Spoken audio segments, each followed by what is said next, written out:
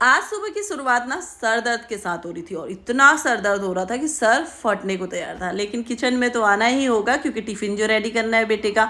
तो फटाफट से आई मैं किचन में और मैंने बनाई यहाँ पर अपनी ब्लैक कॉफ़ी। और आज आराम से बैठ के मैंने ब्लैक कॉफ़ी पी। और उसके बाद मेरे बेटे ने कल रात बोला था कि मम्मा मुझे के लिए पूरी बनाना है। तो फटाफट से मैंने आलू वगैरह बॉईल कर लिए थे और किचन में आते ही बनाने लगी। थोड़ा सा ईजी था और लेकिन आज मैंने काम ना जितने काम हो पाए उतने ही किए। कल रात ना नींद पूरी नहीं हुई थी तो उसकी वजह से सुबह बहुत तेज़ सर में दर्द हो गया था। और बच्चे अगर बता दें कि सुबह क्या खाना है या क्या लेके जाना है तो थोड़ा सा मम्मियों के लिए भी ईजी हो जाता है। तो इसलिए मेरे लिए थोड़ा सा ईजी हो गया था। तो मैंने फटाफट से आलू की पूरी सबके लिए ही बन गया था नाश्ता में। फिर शिवेश का था भाई आज मराठी का टेस्ट। तो सुबह सुबह मैंने बोला बेटा खाना खाते खाते आप रिवीजन कर लो क्योंकि मराठी में थोड़ा सा वर्ड हमारे से अलग होते हैं। तो शिवेश यहाँ पे रिवीजन भी करा था और पापा ने आज नहला भी दिया था शिवेश को। मैंने नहीं नहाया था सुबह सुबह, नहीं तो मैं नहा लेती हूँ और दिन। तो शिवेश का टिफ़िन रेडी हो गया। एक में मैंने फ्रूट्स डाल दिए थे और एक में डाल दी थी पूरी जो कि शिवेश को पसंद है, सॉस के साथ खाएगा।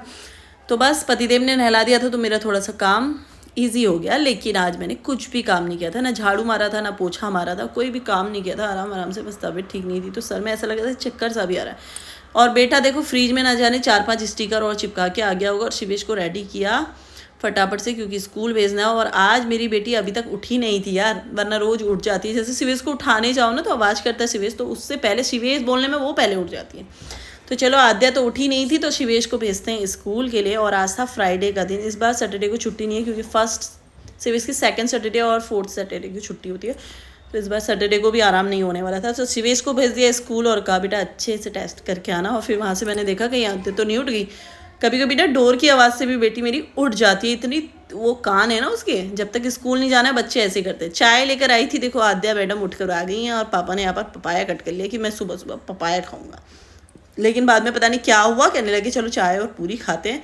नाश्ता हमने यहीं पर कर लिया था और 9:30 बज गए थे आद्या को उठते उठते। और कूड़े वाले अंकल आए तो डस्टबिन में कूड़ा देने गई तो पता चला डस्टबिन गंदी हुई है। डस्टबिन साफ़ करी ही थी, पता नहीं क्या भूत सा जाग गया मेरे अंदर का। और मैं आज ना ये बाथरूम की टाइल वगैरह साफ़ करने लग गई। एक महीने से पतिदेव से कह रही थी कर दो क्योंकि मेरे हाथ ना ऊपर तक नहीं पहुँचते, मेरी हाइट थोड़ा छोटी है। लेकिन दूसरों की आस लगे रहोगे ना जो काम वो काम होता ही नहीं। तो मैं खुद ही लग गई यार। फिर पता नहीं काम करते करते ना वो सर दर्द, वो एनर्जी मतलब कहाँ से आ जाती है पता नहीं। फिर मैंने कहा चलो सैटरडे और संडे थोड़ा सा आराम करेंगे, बच्चों के साथ मस्ती करेंगे। तो मैं लग गई घर की सफाई करने में और मैंने जाले निकाले बैठ के नीचे, क्योंकि हफ्ते में एक दिन ना बढ़िया से सफाई कर लो क्योंकि धूल हो जाती है। और दिन बच्चे लोग सोए रहते हैं तो मैं बेड वगैरह नहीं खिसकाती सुबह सुबह। तो ये काम मैं छुट्टी वाले दिन करती हूँ। तो मैंने सोचा चलो लगे हाथ आज नहीं नहाया है तो कुछ तो फ़ायदा उठाना चाहिए नहाने का। नहीं नहा रखा है तो अभी तक। और देखो रोज़ रोज़ झाड़ू मारने के बाद भी इतनी ज़्यादा धूल और इतनी ज़्यादा डस्ट आ जाती है ना, क्या ही बताऊँ। फिर मैं लग गई भाई बेडरूम में अपने चली गई। तो इनको हटा के ना नीचे से बेड के नीचे इस तरह से पोछा मार के जगह मार लो तो बढ़िया से क्लीन हो जाता है। तो मैं लग गई थी आज सफाई में। और आज काम करते करते ना 1-1:30 बज गया था जब मैंने नहाया। आई थिंक 1:30 बज गया था जब मैं नहा के आई।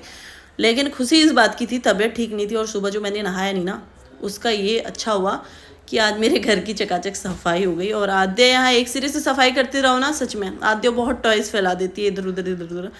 तो एक सिरे से साफ़ होता है और एक सिरे से फैलता रहता है। वैसे दीवारें बहुत गंदी कर रखी है आद्या ने क्योंकि पेंसिल वगैरह चला दी है, पर चलता है यार, क्या करें हम, रेंट वाला घर है तो चलेगा। अपना होता तो फिर भी कलर करा सकते थे। तो फिर मैंने कमरे को थोड़ा सा ठीक ठाक किया और सफाई करने के बाद मैं चली अब नहाने को। आद्या को मैंने कहा मैं टॉयज़ रख दूँ अंदर, तो कहती नहीं नहीं मत रखना। तो हम चले भाई नहाने को। और आद्या कुछ दिनों पहले रिंग लेकर आई थी, इससे तो घूमते ही गोल गोल। लेकिन मेरी बेटी का कुछ अलग ही गेम चल रहा है तो वो खेल रही है मस्त तरीके से। और पतिदेव की चल रही थी, ड्यूटी स्टार्ट हो गई थी उनकी। तो वो तो ड्यूटी पे बैठ गए थे लेकिन चाय चढ़ा कर गए थे, कहने लगे कि नहा के आएगी तो चाय पीगी। तो फिर मैं फटाक से चाय डाली और मैंने यहाँ पर गैस पे चढ़ा दी थी दाल, क्योंकि बेटा आएगा तो उसे भी भूख लगी होगी और मुझे भी अब लग गई है भूख। और काम करते करते टाइम हो गया था 1:30 से भी ज़्यादा। और आद्या अंदर ही देखो स्कूटर वगैरह चला रही है। 1:40 हो गया था, अब बैठ के पीती हूँ आराम से चाय।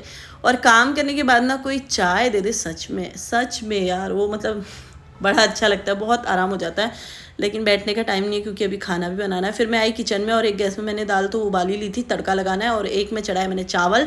सुबह से नाश्ता के देखो ये दोबारा से बर्तन हो गए थे, चाय के, दूध के और नाश्ता करे हुए। तो पहले बर्तन भी धोती हूँ और उसके बाद उतने में मेरा बेटा आ गया था।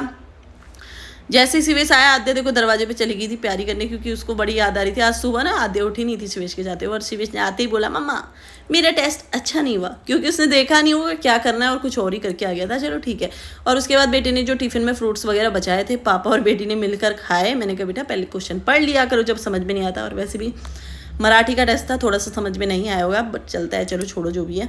उसके बाद हमारा खाना हो गया था रेडी, और साथ में चल गया था तारक मेहता का उल्टा चश्मा। तो ले दे के सर दर्द हुआ और नहाया नहीं सुबह, लेकिन मेरे घर की हो गई है सफाई। चलो हम खाना खाते हैं और उसके बाद जाते हैं। सो मिलते हैं नेक्स्ट वीडियो में, बाय।